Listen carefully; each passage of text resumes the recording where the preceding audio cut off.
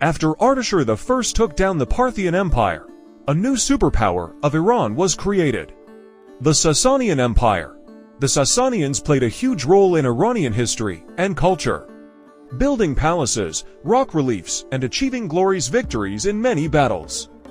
This dynasty had so many legendary kings, but the greatest one was Shapur I. But how did Shapur become the greatest king of kings of the Sasanian Empire? Well, let's find out. Shapur was the eldest son of Ardashir I. It is said the young Shapur aided his father to take down the Parthian Empire. The father and son were even co-rulers for 2 years. After Ardashir passed away, Shapur crowned himself as the only Sasanian king of kings. Shapur continued his father's legacy to make their empire more powerful. He built new palaces and even new cities in honor of himself, for example Bishapur. He also tried to take some of the Parthian lands that Ardashir couldn't take, and he was successful. Meanwhile, the Roman Empire, under the reign of Gordian III, decided to invade Iran.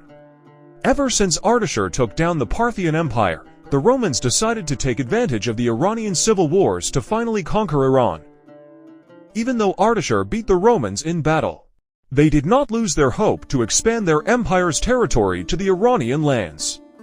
The Romans knew the only way to invade Iran was through Mesopotamia, as the capital of the Sasanian Empire, Ctesiphon, was located there. So, by taking Mesopotamia, the Romans would be halfway through to conquer Iran. The young Emperor Gordian gathered his army to the west part of Mesopotamia, and they began their invasion. Meanwhile, the Sasanian king of kings, Shapur, was busy on the eastern borders of his empire. And when they told him about the Romans' invasion, Shapur immediately got himself to the western borders of his empire to defend his country. At first, the Romans were successful in their invasion, as they gained a victory at the Battle of Racina. But everything changed when Shapur entered the chat, as the Romans faced a great defeat at the Battle of Mizek. So, you like conquering Iran, do ya? Well, we'll show you, young man! There he is! Go get him!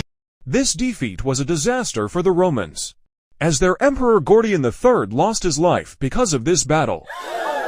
On the other hand, victory at Mizek was so important for the Sasanians that King Shapur created a rock relief in the city Bishapur, so that his victory will always be remembered in history. According to the Sasanian sources, Gordian was killed by the Sasanian army, while the Roman sources suggest that Gordian was assassinated by his own army. We do not know exactly what happened to Gordian, but we do know that his invasion of Iran failed. After Gordian died, Philip I, commonly known as Philip the Arab, became the new emperor of Rome, succeeding a man who lost his life because of a great defeat against their enemy was a hard task for Philip to accomplish, because sooner or later he had to face Shapur.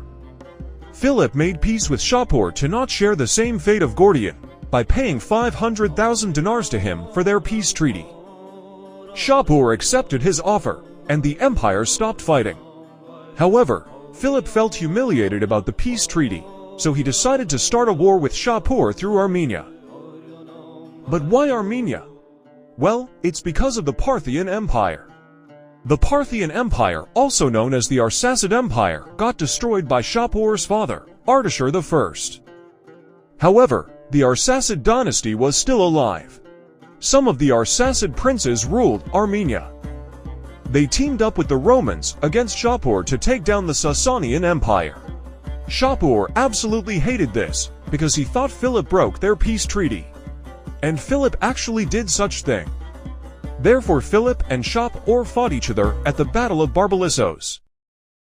Perhaps by having the Arsacid kingdom of Armenia on their side, the Romans will be victorious in this battle. Nope, Shapur won.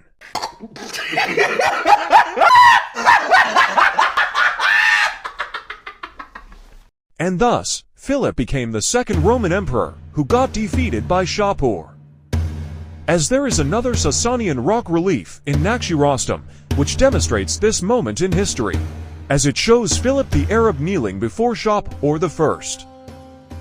After emerging victorious at the Battle of Barbalissos, Shapur's army entered Armenia. This was the moment when the Sasanian suzerainty of Armenia began, when Shapur crowned his son Hormizd I as the new king of Armenia.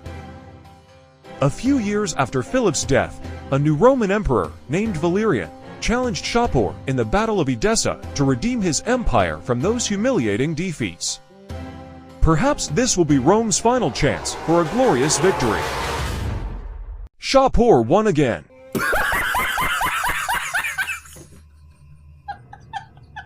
After losing the Battle of Edessa, Valerian got captured by the Sasanians. This was the first time when a Roman emperor gets captured in battle. How many times do we have to teach you this lesson, old man? I love conquering Iran. This was the moment when the roles got swapped, as it was the Sasanians who were the invaders this time, as Shapur expanded his empire to Syria and eastern Anatolia.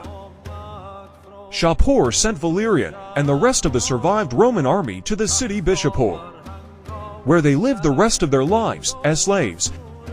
Eventually, Valerian died in captivity. With all these said, Valerian became the third Roman emperor who got defeated by Shapur, as the rock relief in Shapur demonstrates the victory of Shapur against these three.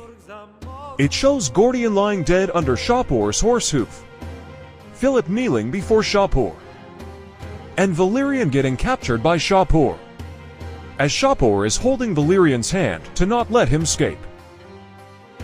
Eventually, the Romans managed to stop Shapur from expanding to the west, and Shapur returned to his capital.